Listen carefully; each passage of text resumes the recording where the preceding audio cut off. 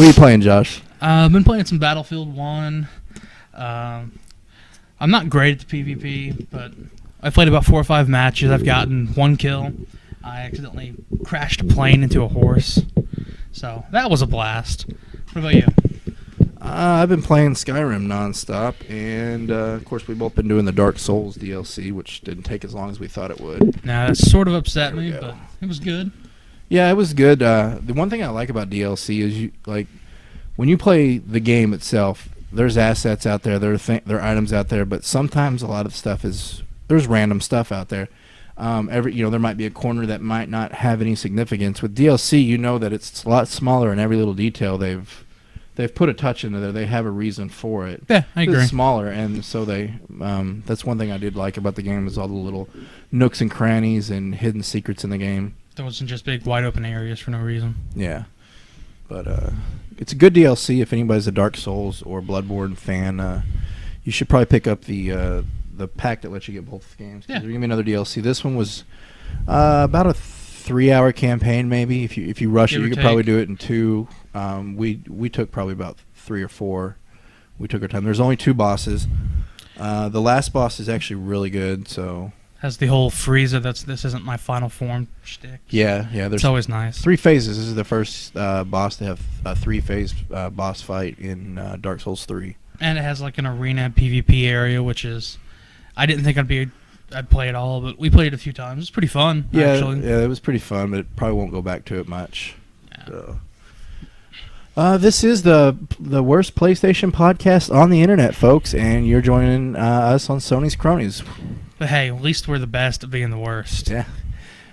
We could be a lot worse, too. So let's go ahead and get started. The first thing we're going to do is the PlayStation news train.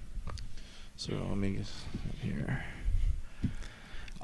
Our first piece of news today comes from Square Enix. Kingdom Hearts HD 1.5 and 2.5, the HD remixes that they put on PS3 the last couple of years are coming to PS4 finally. I know that makes me happy. It's been like 12 years since Kingdom Hearts 2 came out. I don't know about you. I only played 1 and 2. I didn't mess with the GBA ports and the card games and all that nonsense. So I have the first one. I have Kingdom Hearts 1 on the PS2. I have my PS2 and I played a lot. My brother's borrowing it right now, but obviously that was a good game, a lot of fun. I never played the second one. I did play the card game. It wasn't that fun, and I never played any others. But this looks like it's coming with everything, which is really cool. Yeah. Now I just wonder if they're going to sell this at full price. I imagine $60 probably. Yeah, you looks like you can pre-order it already on Amazon. If you get it on Amazon, you can get it. If you have Prime, you can get it for $20 cheaper. So keep that in mind. Too, this is probably a game that you'd rather have a hard copy than a digital copy, just for people borrow it. Well, not just that, just like Dark Souls. Okay, I can have a digital copy. That's not a sentimental thing. This is a sentimental. This is more our childhood. This game's been around for so long. A lot of us remember when we were a lot younger. So you might want to keep it for the sentimental reason. So it might be worth getting for that. Did it say a release date? I don't think it did. I don't think they have a release date yet, do they? No, I don't think so. Okay. Oh, March 28th, 2017. Yeah, March 28th. So not too far away. No. I'm sure we'll all be stuck in Wildlands around then, but we'll see what happens. Yep. So the next piece of news is going to be Titanfall 2 review. We're not going to go into depth because we haven't played it. We're just going to put it out there so you guys know what IGN thinks of it. IGN's where we go to get a lot of our news sources. So IGN, Kotaku, and PlayStation Blog are where we get most of our news from, as most of you know from the Facebook page. Give me a second here. It's not one to load. I should put some filler in, but I probably won't. Maybe we can put some nice editing, some dolphins or something go by. I think it'd be better if we had some lounge music or elevator music would be better. Ooh, I like that. Some nice hold music. All right, so these sons of bitches. Go down. There it is. Okay. So they changed their format. They don't have the pluses and minuses anymore for the review, which is one thing I did like about it. But they're giving it a 9.0. They say a long-awaited single-player campaign puts Titanfall 2's feel-good mobility onto a sprawling platforming playground. So another, I mean, this game was kind of competing against Battlefield 1 and Call of Duty as well. And Battlefield 1 got, what, a 9.1, I think? Yeah, Battlefield 1 is fantastic. Yeah, so from what I've heard from you and other people, the story is just really good on Battlefield 1, and they did a good job for the World War I era. Yeah, it's very intense. It had, not to spoil anything because it's in the trailers, but it's sort of set up in the campaign where you're supposed to die. And that definitely sort of cuts how normally most game campaigns run, where you're super soldier man, you run through, you shoot everything, you get to the end, you save the girl. This one, you die. And it's intense. Well, from what I saw, it looks like you're seeing different stories. Yeah, it's cut up like in little vignettes. Like the first one, you place like the Harlem African American soldiers, some of the first African American soldiers in World War I, and then you play like a flying campaign where there's an American guy who infiltrates the British military and stuff like that. It's really fun, and I believe they're all based on somewhat true stories. Don't quote me on that, but we'll see. So, I mean, take it. There's 3 games there. Kind of figure out which one probably best fits you if you can't afford all 3. I know Josh will probably own all 3. I have no interest in buying Titanfall whatsoever. It got good reviews and good story, but the key there is for him is, does it have co-op story, and is Dale gonna buy it? Yeah, that's the key. Very true. With that game, because if I buy it and it's co-op, he'll probably get it. But I probably won't get any one of these 3. If I do, it might be Titanfall just to check it out. But there isn't really any games I'm interested in until after Christmas now. So I already pre-ordered Call of Duty, so that's I believe that comes out this week actually. So yeah, hooray! That's gonna be fun. I pre-ordered it because you got access to the campaign of the remastered early. I played through that. Really holds up still. So. And did you pre-order the digital copy, or did you pre-order digital? Okay. No, yeah, so I can't all borrow digital. it. Okay. The next story is probably the biggest story going on right now, even though it's probably a week or 2 old now, but it's still, I mean, Red Dead Redemption 2. This is a huge game for all of us. I think everybody on this, every one of us is a huge Red Dead Redemption fan. And it looks like they're coming out with a sequel next year. Shocking, I know. I mean, we all kind of knew it was coming. We're hoping it's a little sooner than next year, but it is what it is, and you can't beat a Red Dead Redemption game. So no, it's I'm super true. excited. I mean, I went back and started playing the original Red Dead Revolver. They put it on PS4 a couple weeks ago. Sad to report, it does not hold up. In my mind, anyway, nostalgia factor with the rose-tinted glasses. That game was the bee's knees. I remember playing the campaign over and over and over again, but it's really hard to go back to. See, and that's different than my memory of the game. I remember playing Red Dead Revolver and not liking it that much. I mean, it was an okay game, but the problem was Gun came out at the same time, and Gun was just a better game all around. Gun was essentially what Red Dead Redemption became. It was open world. You were a cowboy. You could scalp in that game. I mean, you had to see more. You can scalp people. It was no Call of Juarez, though. Yeah, it was. It was way better. Oh, Call of Juarez, guys, come on. Hit me up if you like Call of Juarez, the first one, or you got the third one, where instead of being a Western, it goes to like modern day and you're in a cartel. Makes no sense. But yeah, so the first one wasn't that great. Of course, obviously, Red Dead Redemption, one of everybody's favorite games of all time, and it still holds up today. Playing it, it is already out, backwards compatible on Xbox One, and you can get it for like $10. Probably used at a GameStop or something. And then Red Dead Redemption is coming out on PlayStation Network probably here in the next couple months. I would say within a month, but I don't really know for sure. Our inside sources say yes, next month. I've got Shuhei Yoshida, who is the president of PlayStation, on speed dial, so he let us know. Sadly, he no longer answers my calls after I keep calling him to ask him what he's wearing. He doesn't answer mine either, so it's okay. So yeah, looking to get in this game. I would pick it up if you haven't ever played it before. If you have, I would definitely pick it up. Now the thing is with the PlayStation Network, some games seem to play okay. Other games, there's latency issues. So keep that in mind. You talk about PlayStation Now. Yeah, right? PlayStation Now. Yeah, PlayStation Now. I don't particularly like it. Josh uses it, but I've never had an issue with PlayStation Now. He's lying because we played a game on there and there were issues. He just doesn't remember. The issues were on your side. So though. the issue is co-op, anything multiplayer online is probably not going to work that good. It's true. Your single player stuff could probably be okay, but here's my thinking if you own both consoles. you're going to pay $15, $10, whatever it is a month for this game every month. Because, I mean, and all these other games, but I mean, really, this is the game right now. If you don't have it, this is the game why you would get it.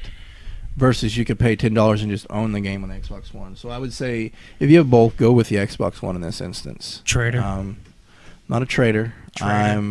He also didn't buy Skyrim. I'm not going to blindly follow. I'm not going to blindly follow PlayStation just because they say to. You know, if they come out with a game that is garbage and it's better on another console, guess what? I'm going to go to that console. So you can trust my integrity to give you the good games and the good info. Essentially, what he's saying is he isn't a crony. He's sort of the opposite of a crony. I'm the original crony. The crony follows the leader no matter what. So, of course, we're getting sidetracked here. Red Dead Redemption 2 looks amazing. If you haven't seen the trailer, check it out. They don't give you a lot away, but there are some things in there, some clues to where it may be.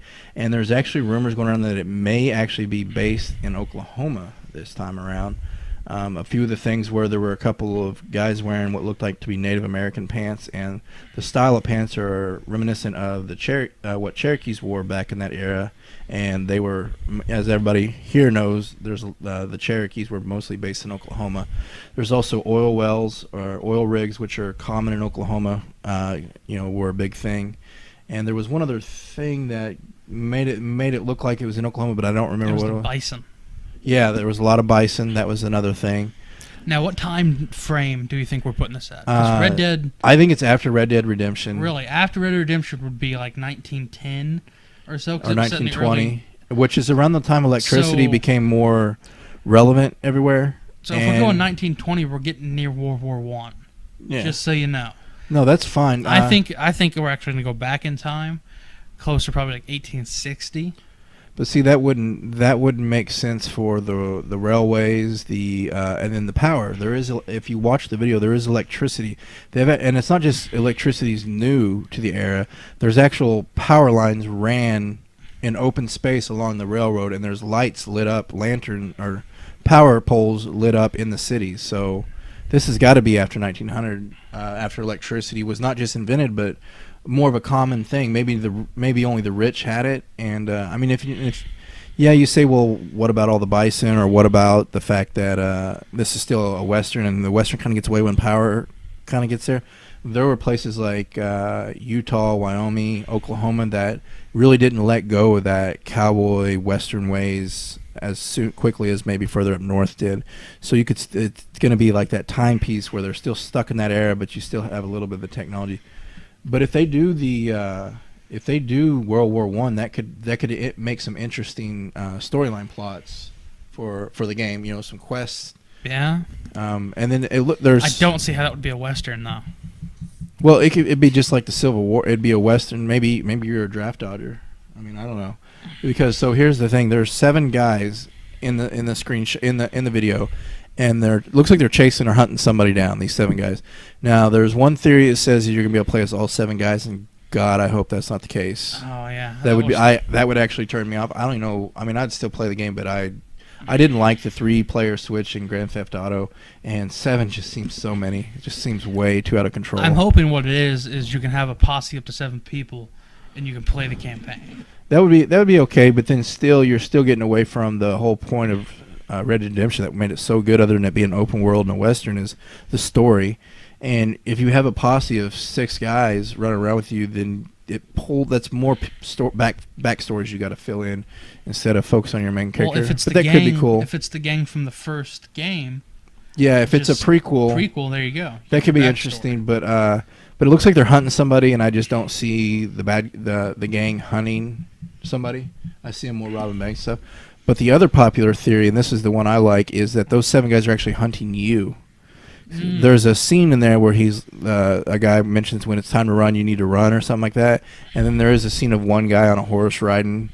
And so I think these 7 guys may be hunting you, and that could make a really interesting Now, what if you play Red from the first Red Dead Revolver game? That would be really cool. That would be a cool throwback, but I mean, they probably won't bring up that game much. They're kind of moved away from it.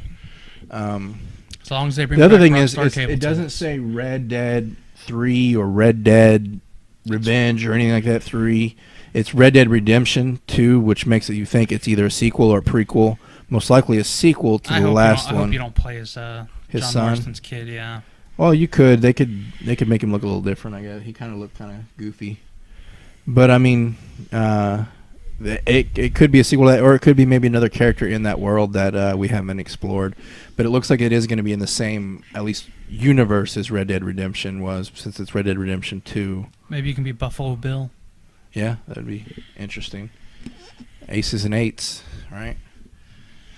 So yeah, look for more info on that. There's not a lot out right now, but here's to hoping it's in Oklahoma and that it's 7 guys hunting you down, because that'd be an awesome gameplay mechanic. Think you're out there in the wilderness hunting, but at all times there's at least one of these guys in the region that's hunting you, and if he finds you, you're in trouble, and you're not powerful enough to take him on, so you got to run.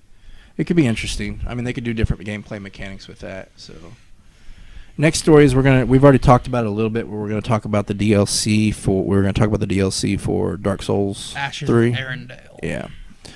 So like we're going to not really go over it because we've already have, but it's pretty good little 3-4 hour little campaign. There's some Basically, good PvP. if you like Dark Souls, buy it. Yeah, if you like Dark Souls, go ahead and if you don't get like it. Dark Souls, there's nothing for you here. Yeah, and you should like Dark Souls. They're great games.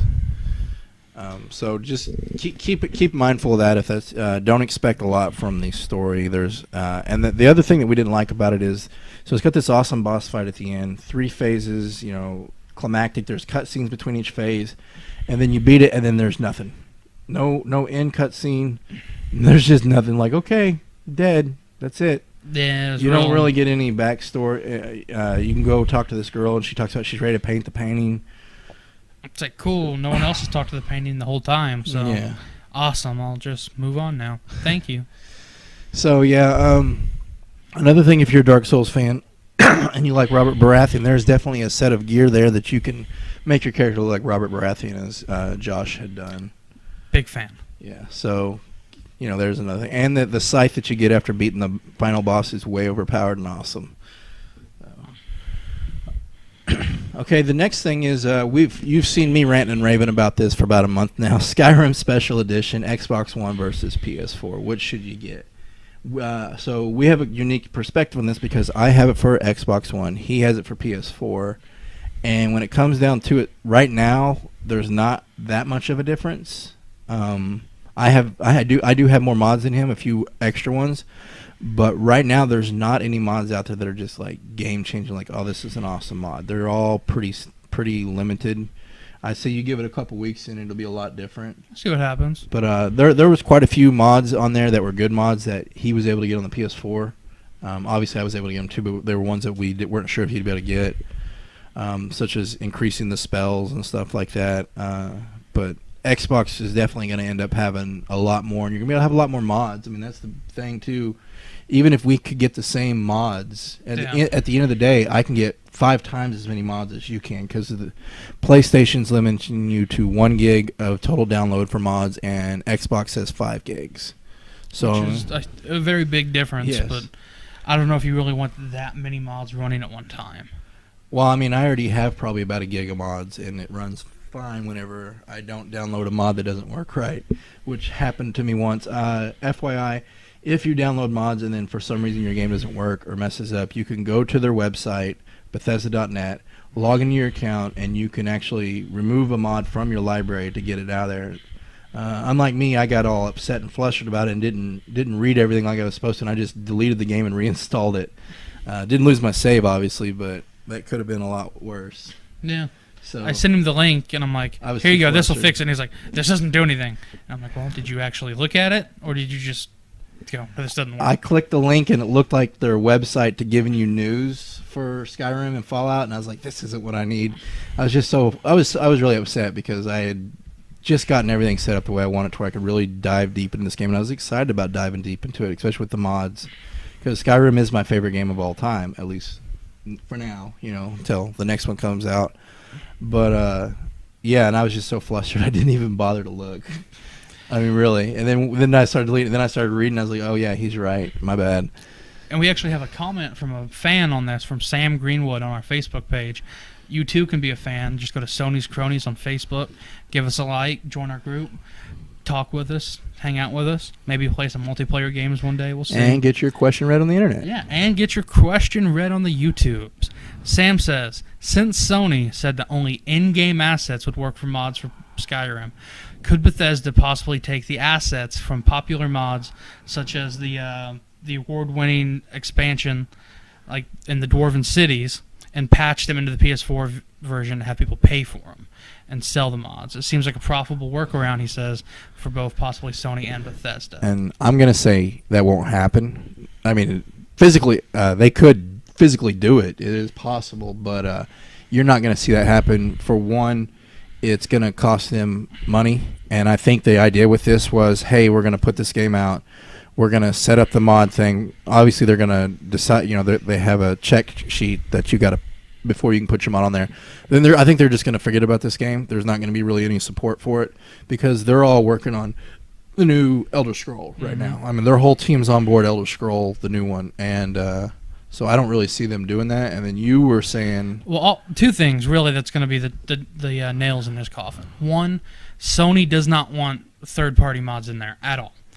Because if they did, they would just be just like Xbox, and it would work just fine. Yeah. It's Sony's choice not to do that. So Bethesda couldn't sell that on the PlayStation Network without Sony's permission. And two, if I created a mod and then Bethesda wanted to sell it for a profit, I'd be pretty upset. I would probably try to sue or something. I don't know if it's possible, because maybe once you make the mod, they own it. But it wouldn't be good. It wouldn't be goodwill for the fans. So there are mods on there that cost money on the console on the PC version. There are mods people make, and you can donate to their Patreon or whatever for it. So I think there's even some mods that actually you have to pay for, not just donate. But so that's essentially what he means. For them to take a mod that JoJo made and put it in the PS4 version. And for me not to get any money. And it's fine if they put it over there, but if for them to make money off of it, I think legally they would have to pay him some. And like I said, they're not gonna. That's going to be a lot of work for something that they just put out and they want to move on from, I'm sure.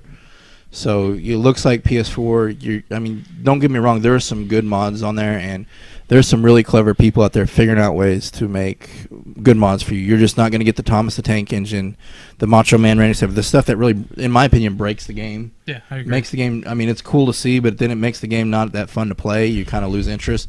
Those are. But the only thing you're really losing is the new armors and weapons. And there's creative people out there who are able to take the current stuff that's in the game, tweak them a little bit, and make it seem like there is new gear out there. Yeah. So it won't be the end of the world, but it definitely, if you have a choice between the two consoles, definitely get the Xbox One. The only downside to that is you have to use that hideous, terrible Xbox One interface, which I hate with a passion. I know we talk about how PlayStation has a terrible interface and infrastructure, but man, Xbox's is just like, I can't stand it. Yeah, I agree. But and something else I wanted to mention, they're all hands on deck right now making the new Elder Scroll. We assume. And no, they are. They've put out that they are working on it, and it looks like the rumor mill right now is that it's going to be set. I want to say where the Wood Elves are. I don't remember what that place is called off the top of my head, but it's going to be where the Wood Elves live, and it's going to be more of a jungle forest. Hyrule? No, that would be that's the wrong. That's Zelda, buddy. Westeros. Yeah. Indoor. Anyways, they're going to be set. It's going to be set where the Wood Elves live, and as you know, the Wood Elves are actually cannibals. When people die, they actually eat them.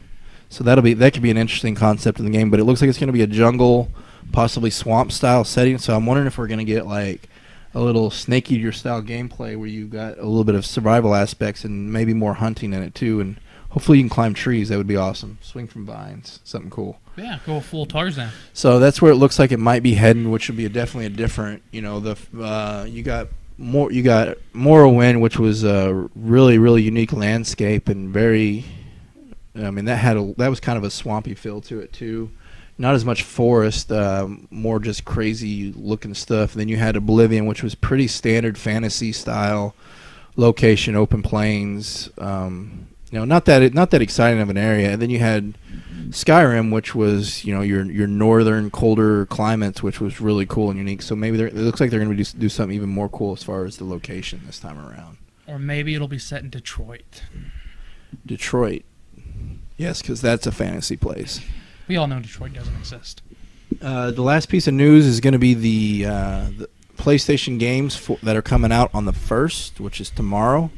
So these are your games that are coming out. I'm just going to read them all. I'm not going to read the descriptions, and I'm just going to tell you what they are. Call of Duty Infinite War comes out on the 1st. Infinite Warfare, just to appease you. Nobody cares. It's a Call of Duty. They're all the same. It has Jon Snow. He knows nothing. Apparently, he knows the name of the game better than I do, though. Blaze Blue Central Fan fiction? Central Fan fiction? No, doesn't say fan. Blaze Blue Central Fiction coming out for PS4 and PS3 retail. This looks like an anime style game. Maybe it's a fighting game if you've never played it actually, Blaze Blue. And the Blaze Blue actually, it looks similar to Soul Calibur as far as the logo goes. I don't think that's probably what it's like, but it's a 2D punching game. 2D punching game. Punch game, yeah, it's a punch game. So keep that in mind. Punch games are some of my favorite games. Yeah. Of course, Call of Duty Infinite Warfare comes out the same. It's PS4 digital. It's not coming out for PS3 this time around. Which is good. Yeah, they need to stop supporting that. I'm kind of excited about this. Destroy All Humans coming out for PS4 digitally. I don't know if you ever played those. Those are kind of fun games. Now, if this game comes out for, I wouldn't pay more than $15 for this game. I wouldn't pay more than $10. So if it's out for 20 or something, I would pass. But if it's out for 10 or 5, or if it goes on sale, it'd be a fun little game to play. Yeah, it'd be a fun game to pick up. Earth's Dawn, PS4 is coming out digitally. Earth's Dawn is looming. Earth's Dawn is looming, you guys, and the fate of the planet hangs in the balance. Become a member of Anti, a squad of superhuman soldiers powered by alien technology, and fight to reclaim Earth from the alien invasion known as the EBs. Yeah, I have no clue what this game is. Is this a strategy turn-based game? Is this a first-person shooter? The chick looks like she's holding a melee weapon, so I don't know what this game is. We gotta fight the EB. It could end up being cool, though. We'll have to keep an eye on it. You never know. The art looks really neat for the game. Grand Prix Rock and Race. Grand Prix. I'm going to call it Grand Prix Rock and Race. For PS4 comes out 11/4. So this is, was that Thursday or Friday release? Yeah. So just looks like your standard indie game. If you're in indie Those games. who like formula racing. You can evolve your car. Ooh. Like so it has a level. It has a like any level. car game nowadays. You can evolve. You increase the brakes and tires and all that. Perfect evolution to win the championship. Yeah, nobody cares. So you want to turn your yellow car into like a Charmander. Yeah. Honor and Duty Arcade Edition, PS4. This looks like a kind of a cartoony take on. Kind of reminds me of like the old Army toy soldier games, Army Men. Except they're not green. Yeah, it's very cartoony looking. It's based in World War II. Yeah. Oh, it's a real-time strategy game. Oh, I like real-time strategy. And it says first-person action awaits in it as well. So you have traditional first-person shooter gameplay with elements of real-time strategy built. Base building. Yeah, so that could be kind of neat. I don't know. We'll see. Also out is Oh My Genesis VR. Oh My Genesis is made exclusively for VR. You are the Lord of everything. What's more, as the creator of the universe, you will face bizarre challenges in hostile environments. And you will be tested with your wisdom for conquering these challenges while building a civilization. You couldn't have started that off any creepier. Oh my. That's a 11/4 release as well. Most games will probably be 11/4. And then you got Ronin, which I know what you're thinking. You're thinking, oh, cool, samurai game. No. This dude's like wearing a motorcycle helmet and I think a Neo jacket. It's kind of cartoony. It looks really stupid. Ronin is a stylish turn-based action platformer following the exploits of a vengeful heroine determined to strike down 5 prominent figures of a powerful corporation. Okay, that's enough. All you need. So it has heroin in it. Yeah, when I saw heroin, I was like, okay, I thought I was going to say heroin addict. That might actually be interesting. No. I mean, I'm cool with a chick being the lead, but this game doesn't look. I mean, come on. But he's more cool with a heroin addict. You heard yeah, that would have been way more interesting. This guy's like trying to fight bad guys, but he's got to get his fix at the same time. So you got a health bar to manage, and then a mana bar, and then you've got a heroin bar where if you start coming down, you start having trouble playing. Also, out this month or out this week is Seraph. Yeah, it looks like it's a skill-based acrobatic shooter, so I think it's going to be similar to Man, what was that game where you could run on walls and stuff? It came out a few years ago. Oh, the John Woo game. No, it was a first-person shooter and only had multiplayer.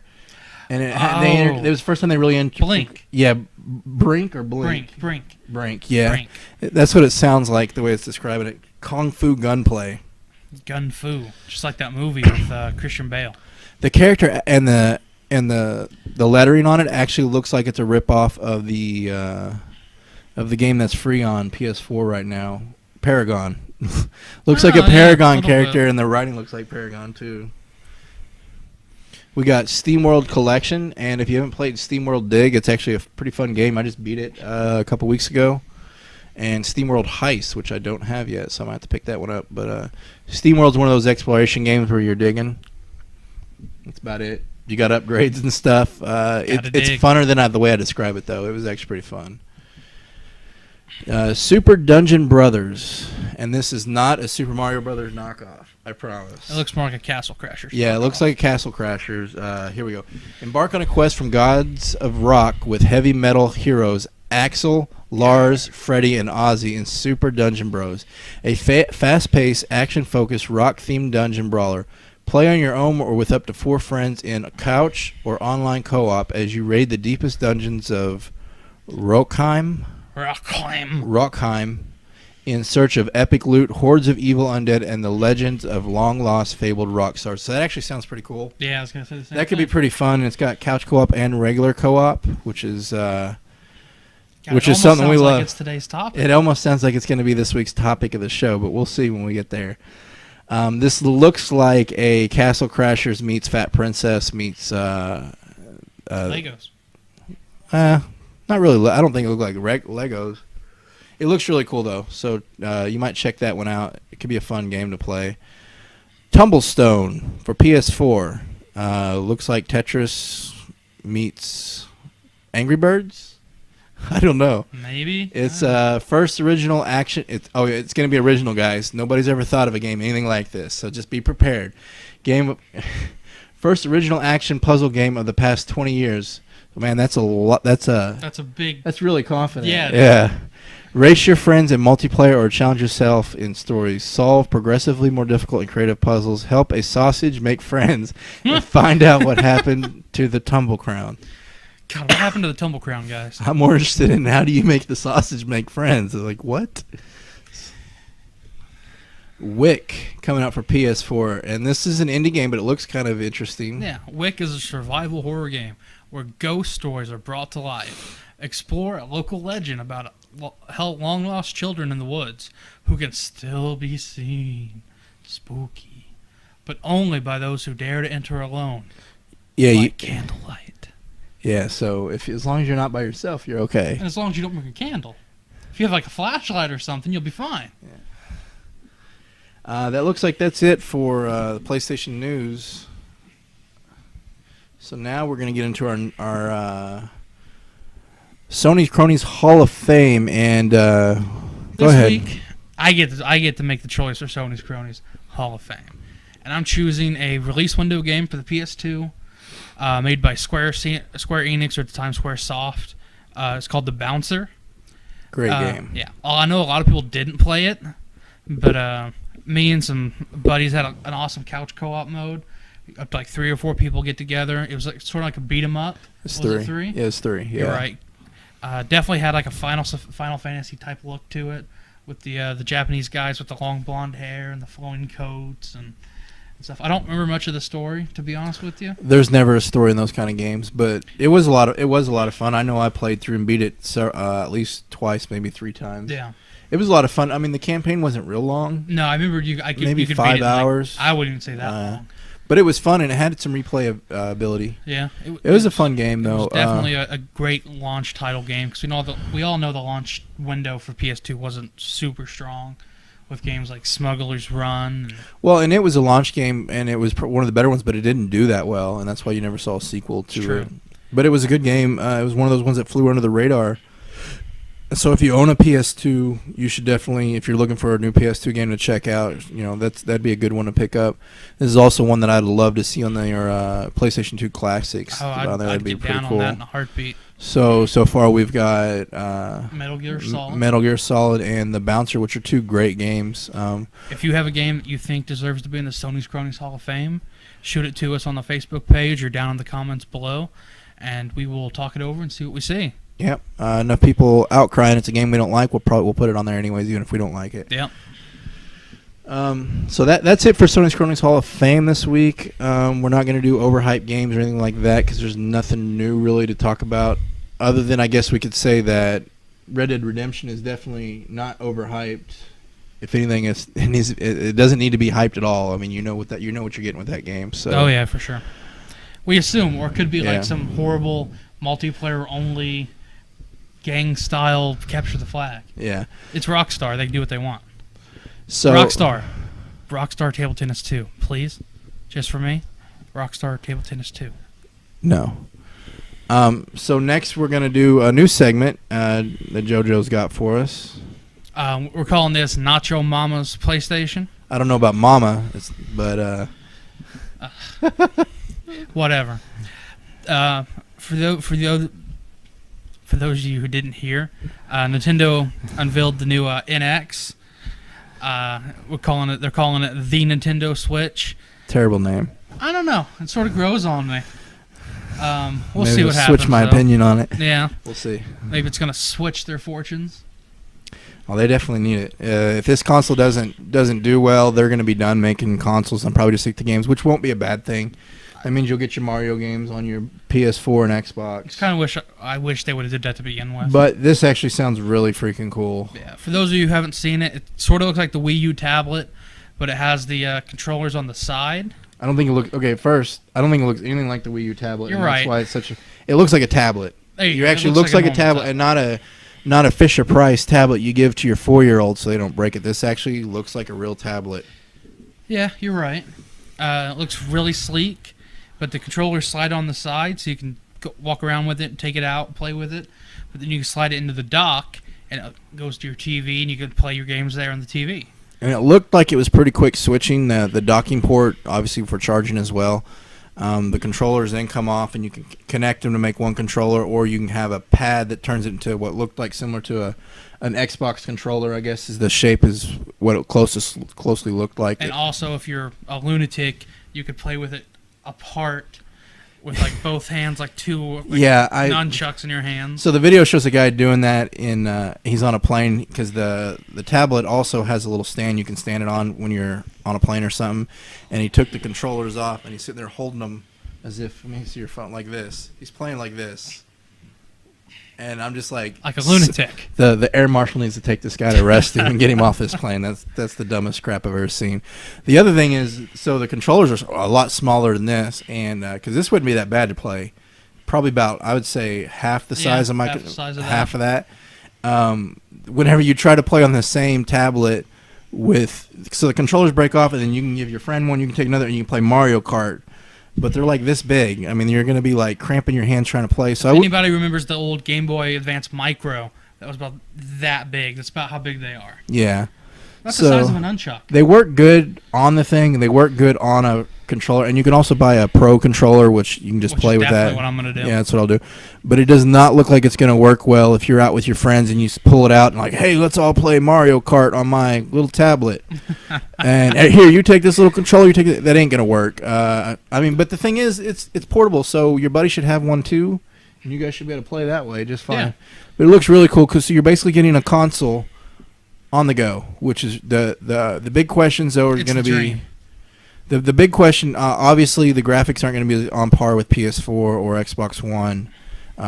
Which they don't need to. Nintendo's always behind that, but that's not why we like what we like about Nintendo. What we like are their games. So it doesn't need to be. And I mean, Breath of Fire looks amazing on there, Zelda, and they were showing them playing Skyrim, which is obviously an older game, but still, Skyrim on the go would be cool. Oh yeah, for sure. I doubt it'll have mod support, but that's okay too. But also, it'd be nice. I'm hoping you can use the mod controller or the Pro controller on the go. It looks like you can. Yeah, from what I've read, it looks like you'll be able to take your controller with you. if nothing else, you can take the controller where you stick the controllers into the controller, and it makes the Xbox One looking version controller. Yeah. So if nothing else, I did see him doing that, so that wouldn't be too bad. It switches out really quickly. You pull it out, and it pops up on the screen. You put it back in the docking station. It pops up on your TV really quickly. The big factor here is obviously they do have third-party support. It looks like, but the big factor here is the battery life. Oh, very important. If the battery to me isn't 6 hours or more, it's not. I'm not gonna buy it. I'm not gonna buy it. You're still gonna buy it. No, I won't. Well, yeah, I will, because Zelda. Exactly. For Breath of Fire, I will buy it, but I will be angry when I buy it, and I will make sure then let GameStop know that I'm not happy. Very angry. It only has 5 hours battery life.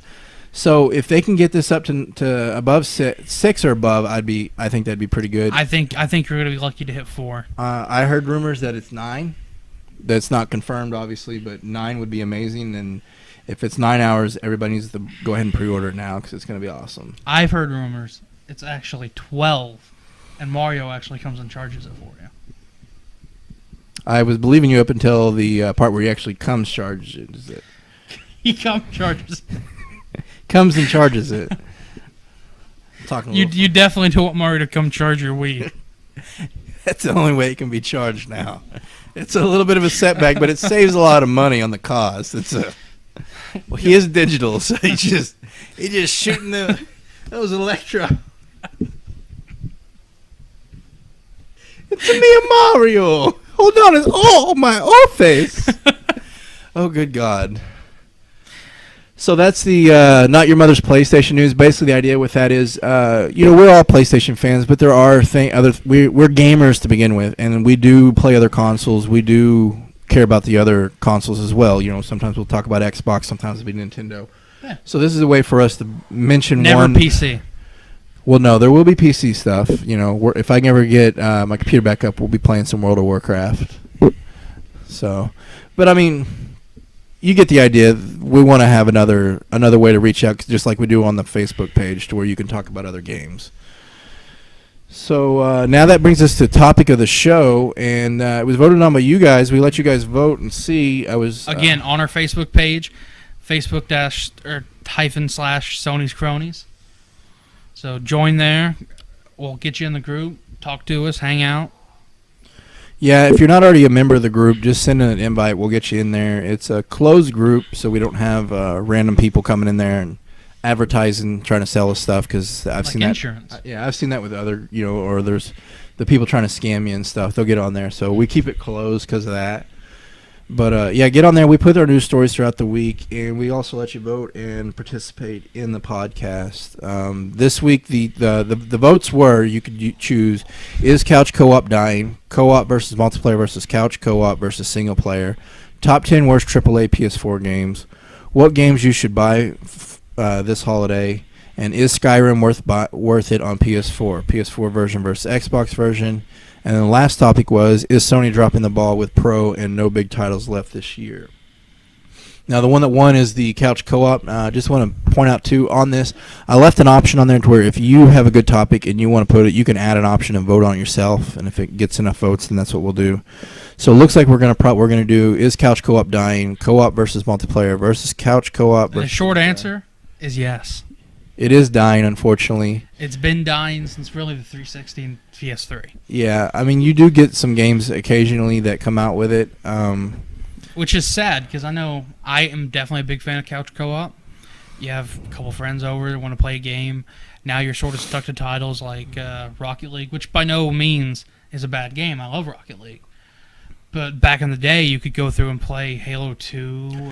Yeah, I'd say Halo is the biggest offender in this, and just because Halo was originally came out as a PS4, or not PS4, as a 4-player co-op game, couch, and and you could even do multiplayer 4-player, and it was what really everybody's like this. That was the big selling point for it versus other first-person shooters. Not only was it a good game, but it had that aspect, and it really was not the pioneer, because obviously it came out before, but it was like the spearhead, the guy holding the flag saying, "This is, Yeah. They're the guys that really." Before GoldenEye.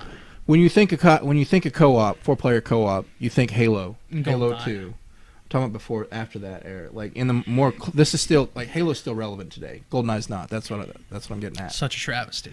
But But and then what do they do? Later on they say no more. You can't do it.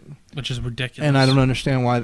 Call of Duty did the same thing. Call of Duty used to be 4-player co-op, and it was awesome. Now it's barely 2, and Yeah. some of the times it doesn't even work. Like Advanced Warfare, which shrinks the screen and makes it almost unplayable. Oh, yeah. Was it Black Ops that did that? Yeah, too? Black Ops 3. Black Ops 3 did that. You could play 4-player co-op. You can play even 2-player co-op. But for some reason they black bars on the side. Like, what is that? And they try to say, "Oh, technology, we can't." A lot of games try to say that they can't do it. They can't do split screen online. That's another thing that drives me nuts. You have split screen, but it's local only. Like, you're telling me I can't do this online? That's the dumbest crap I've ever heard in my life. There's no reason for that. Older games can do it. You should be able to do it. And I mean, like you guys know us. Co-op is what we do. We play games together. If you guys ever want to join us, you're more than welcome to. Well, that's what we like, because it's not only being involved in a story, it's playing with your friends, hanging out with your friends. And since we all have lives and we can't come over to each other's house every day and play, online is a nice aspect to have, being able to play with your buddies. So, and especially co-op story, because we're not big PvP guys. So, yeah, the new Ghost game coming out, Ghost Recon is going to be 4-player co-op, and we're super excited for that. But I guarantee it will not have split screen on it. Yep, I guarantee. It will not have split screen. Yep. And that sucks, It's not that big of a deal for that type of game, but your first-person shooters, I think that should be standard. There should be at the very least 2-player split screen. I agree. Honestly, I like it when there's 4. I think that makes the game a lot more fun. Even if you don't want to use it, at least it's an option there, and it should be standard, but it's not. Your single player will always be around, even though it seems like everything's going more to multiplayer nowadays. You will always have a single player aspect. Titanfall is a perfect example. The game came out with multiplayer the first time. Another one, Evolve. All these games where they think, hey, everybody just plays the online aspect. Nobody really cares about the story. Let's just make an online game. All those games die. They never last. Evolve. The studio just shut down. They didn't shut down. They shut down support for it. They released it for free, and then like a month later, like, okay, we're not supporting this anymore. Yep. Like, I mean, that's a perfect example. If you're gonna make a game, you've got to have a single player story in it. People want that story. They want the background. They want the lore. They want to know why they're killing this random 13-year-old boy that banged your mom. They want to know the reason you're killing this guy. I need to know. Other than the fact that he said he banged your mom, you need to know these things. So single player will always be there. Obviously, multiplayer is here to stay, because that's what everybody seems to think the focus is. And multiplayer can be fun, but your co-op and your couch co-op is definitely dying. Obviously, there will always be a few games out there, but it's not like it used to be back in the Halo 2 days. And especially Nintendo 64 with its 4 plugins, which was brilliant. That stuff's going away, and it's a shame. But what are you gonna do?